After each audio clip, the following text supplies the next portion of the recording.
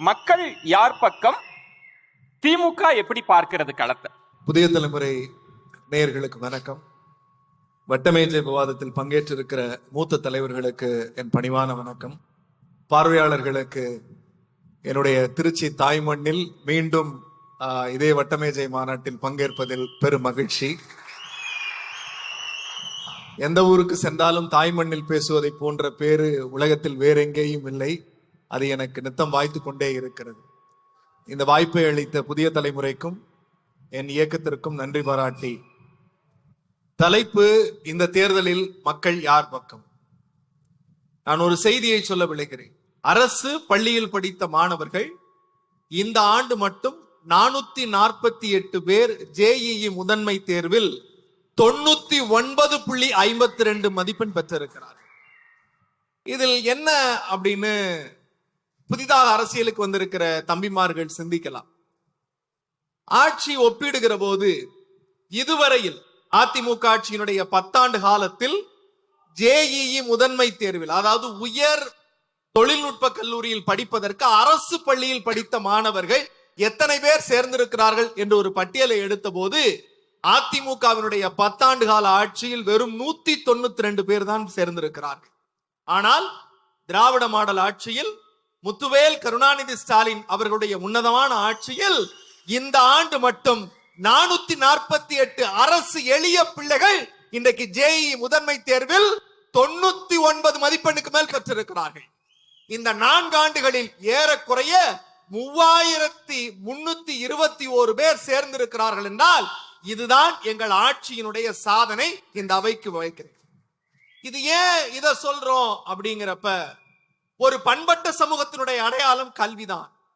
ஒரு மேம்பட்ட சமூகத்தினுடைய அடையாளம் கல்விதான். ஏன் திராவிட இயக்கம் தோன்றியது? இங்கே இருக்கிற இளம் தம்பிமார்களுக்கு சொல்லுகிறேன், நன்றாக விசிலடிக்கலாம், நன்றாக கைதட்டலாம். ஆனால் அந்த விசிலுக்கும் கைதட்டலுக்கும் பின்னால் ஒரு வரலாறு இருக்கிறது. இங்கே கைதட்டுகிற தம்பிமார்களுக்கு சொல்லுகிறேன், உங்கள் வீட்டிற்கு செல்லுங்க.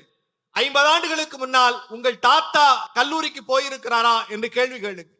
அல்லது உங்கள் அப்பா கல்லூரிக்கு போயிருக்கிறாரா என்று கேள்வி கேளுங்கள். அடுத்து உங்கள் அப்பா பள்ளிக்கு போயிருக்கிறாரா என்று கேளுங்கள்.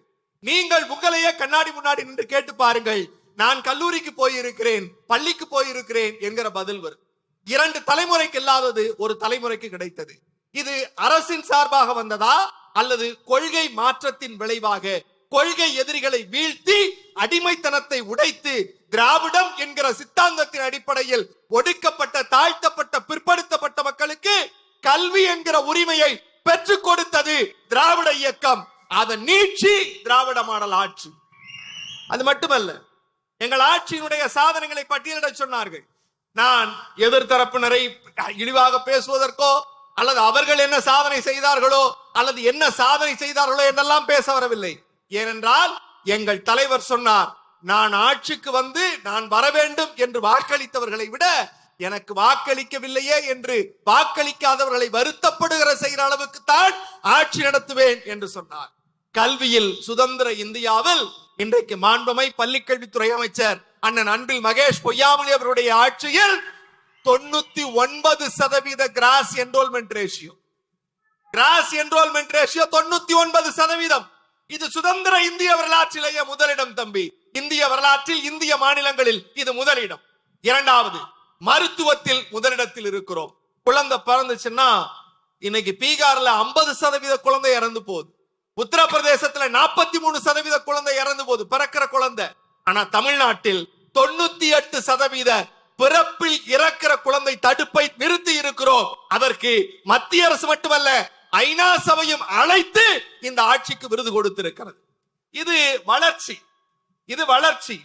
நலத்திட்டங்களின் அடிப்படையில் நீங்கள் கலைஞர் மகளிர் உரிமை தொகையாக இருக்கட்டும், விடியல் பேருந்து பயண திட்டமாக இருக்கட்டும், விடியல் பேருந்து பயண திட்டத்தையோ அல்லது கலைஞர் மகளிர் உரிமை திட்டத்தையோ பிச்சை காசு என்று சொன்னவர்களும் இந்த அவையில் இருக்கிறார்கள்.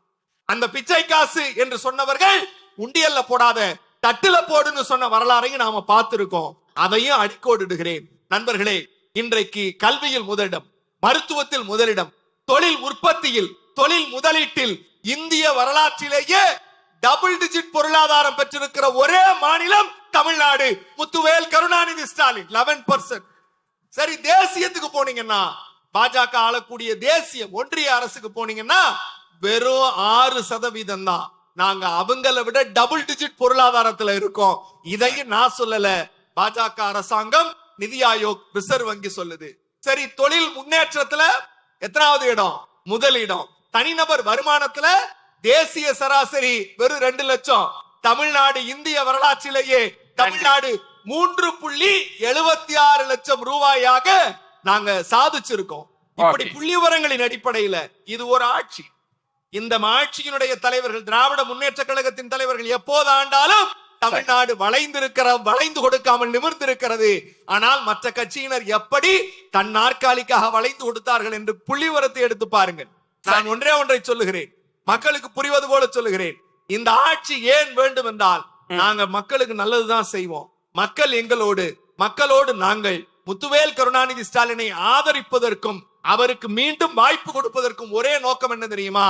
இது மாநில சுயாட்சி பேசுகிற தமிழ்நாடா, தமிழ்நாட்டிற்கு டெல்லியில் கொண்டு போய் டெல்லியின் கால்களில் அடகு வைக்கிற ஒரு அணியா என்பதை முடிவு செய்யுங்கள்.